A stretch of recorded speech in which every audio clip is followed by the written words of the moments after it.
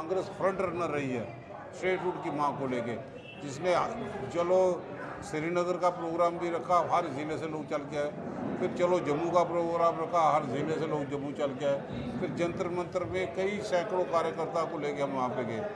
अच्छा स्टेप है, देरी से आया। अब तो ऑलरेडी कांग्रेस की तरफ से ये मांग रही कि रियासत का दर्जा फौरी तौर पे वापस दिया जाए। ये ब्यूरोक्रेटिक स्टाइल जो फंक्शनिंग है सरकार की, वो अनएक्सेप्टेबल है, वो एक्सेप्ट नहीं की जा सकती। और आपने देखा होगा कि ड्यूअल पॉलिसी से, ड्यूअल गवर्नेंस से आम लोग जो है वो पिछले चला जा रहा है। हमें लगता है कि इस चीज़ का विरोध सब लोगों ने मिलकर करना चाहिए, जितनी भी पार्टीज़ हैं। हाँ, अंधभक्त वाले तो क्या कहते हैं, हमें उससे कोई लेना देना नहीं, लेकिन जम्मू कश्मीर का बच्चे से लेकर बुजुर्ग तक वो यही चाहता है कि हमें रियासत का दर्जा फौरी तौर पे दिया जाए। भाजपा की खामोशी पे सवाल खड़े होते हैं कि भाजपा जिस ढंग से 2019 के में दावे करती थी कि यहाँ पे बड़ी चीज़ें खोल के रहेगी, आज कितने साल होने के बाद भी लोग महसूस करते हैं नौजवानों को प्राइवेट सेक्टर में भी नौकरी नहीं मिली, जम्मू में टूरिस्ट डेस्टिनेशन सेंटर नहीं बन पाया, इसलिए नए रोज़गार के साधन नहीं, इंडस्ट्री यूनिट बढ़ नहीं पाई।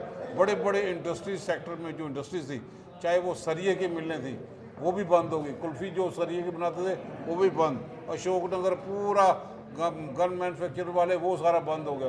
तो हमें बदले में मिला क्या? इसलिए ज़रूरी है कि हमें फौरी तौर पे रियासत का दर्जा मिले, ताकि अकाउंटेबिलिटी फिक्स हो सके।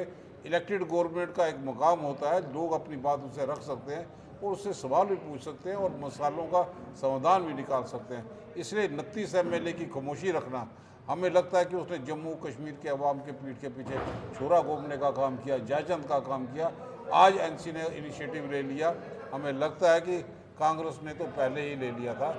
अच्छा स्टेप है, जहाँ पर ज़रूरत है कि हम उनके साथ खड़े हैं।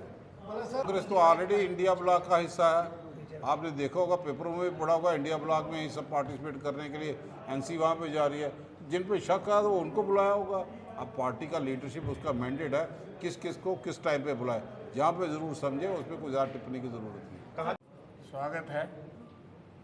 सिर्फ वार्ता के अंत तक सारे साथी खामोशी का दान देंगे। आप सबका वेलकम है हमारे बीच में। हमारे वर्किंग प्रेसिडेंट रमन भल्ला जी, वेद बाजल साहब जो दफ्तर को देखते हैं, सबका MLC हमारे ठाकुर मनमोहन सिंह जो ज़रा सदर रहे हैं, राम मगोत्रा जी, चंद्रशेखर जी जो ऊपर मुबारक मंडी एरिया हमारा जो है उसके ब्लॉक प्रेसिडेंट है, अतुल शर्मा जी, वीरेंद्र जी और पवन जी, ये हमारे लोकल साथी हैं। पीछे जो बात कर रहे हैं ज़रा ये कि कल हमें मालूम हुआ और भल्ला साहब की क़यादत में हम सब लोग मुबारक मंडी कम्प्लेक्स को देखने गए। एक बड़ा हादसा, जो एक बहुत बड़ा हादसा हो सकता था, क्योंकि वहाँ मंदिर परिसर में प्राचीन गदाधर मंदिर, लक्ष्मी नारायण मंदिर, जो पिछले 200 साल से भी ज़्यादा प्राचीन है, महाराजाओं डोगरा शासकों द्वारा उसकी स्थापना की गई और बहुत ही उसकी मान्यता है।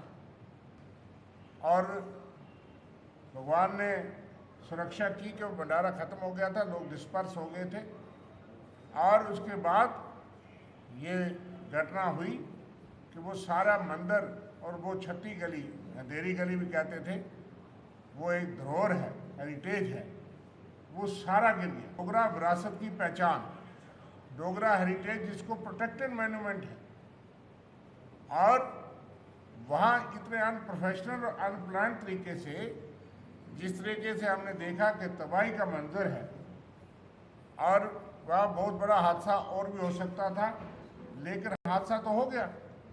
जो प्राचीन जो हेरिटेज मंदिर था, उसकी दीवार, उसका छत और छत्ती गली, वो सारा गिर गया। आप जो है उसके स्ट्रक्चर में उसको एक चेंजेस जो है इस तरह से नहीं ला सकते, और इतनी डीप खुदाई हो रही है, वो एक्सपर्ट्स के बिना कैसे हो रही है? कौन ऑर्डर करता है? क्या उसका रोड मैप है? क्या उसका नक्शा है? हमें ये मैंने कुछ दिन पहले प्रोटेस्ट भी किया। वहाँ सराउंडिंग में जितने लोग बसे हैं, बसाए हैं महाराजाओं के टाइम के, उन्होंने हर कौम के, हर जात के, बरादरी के वो लोग जो है उनको जगह दे करके वहाँ जो है वो ड्यूटी थी, जिसको 10वीं ड्यूटी कहा जाता था, वहाँ से गुजर के लोग जाते थे और प्रथा ये थी कि लोग सर को ढक के वहाँ जाते थे। उस सारे एरिए में एक बहुत बड़ा कल्चर और संस्कृति थी।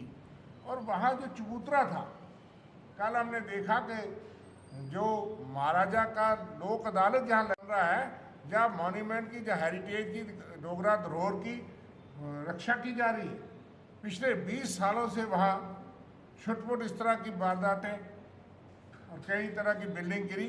अब तो ये खुद गिरा रहे।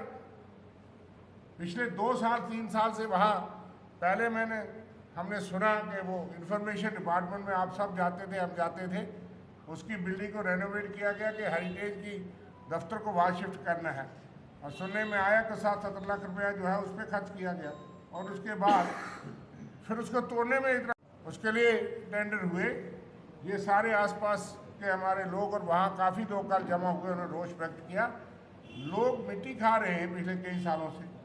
वहाँ सड़क तक नहीं पहुँची, पेशेंट को पहुँचाना मुश्किल है, गेट से अंदर नहीं जा सकता, और रास्ता टूट गया लोगों का। इस तरह से मॉन्यूमेंट की प्रिजर्वेशन और प्रोटेक्शन और उसको संभाला जाता है। ये हम सवाल पूछना चाहते हैं कि बहुत बड़ा जो हादसा हुआ, इसकी कोई इंक्वायरी नहीं। और बड़े दुर्भाग्य की बात है, वो पार्टी जो मंदिरों पे बड़ा शोर मचाया करती थी और राजनीति किया करती थी, उनके विधायक साहब आए, वो कोई किसी ऑफिशियल को प्रोटेक्शन के लिए वहाँ बात करते, लोगों की बात तो उन्होंने सुनी नहीं, और बजाय लोगों की बात करने के। लेकिन बड़े दुर्भाग्य की बात है कि बीजेपी आरएसएस का कोई ऑफिशियल रिएक्शन नहीं, उनको कोई दुख नहीं हुआ। 2 दिन के हो गया इतना बड़ा हादसा, उनको कोई चिंता नहीं हुई कि इतना ऐतिहासिक सबसे, और उसकी ये दुर्दशा हो और ये तमाशा देखे। और पिछले वहाँ आसपास के जो स्टेक होल्डर्स हैं उनको कोई कॉन्फ्रेंस में नहीं लेता। एक्सपर्ट्स किसी प्रोटेक्टेड मॉन्यूमेंट या बिल्डिंग को, जो प्रोटेक्टेड मॉन्यूमेंट डिक्लेयर्ड है 2005 से, उसकी छेड़खानी नहीं की जा सकती। लेकिन कल जाने से बाद हमको मालूम हुआ कि कितनी दुर्दशा जो है वो कई राज्यपाल, उपराज्यपाल से शाम को मिलने वाले भी हैं, और इस मामले पे हम ज़रूर बात करेंगे कौन एजेंसी, कौन फैसला लेते, कौन कर रहा है, क्या नक्शा है। वहाँ को ड्राइंग, वहाँ को सबको लोगों के लिए लगा होना चाहिए, आप क्या करना चाहते हैं।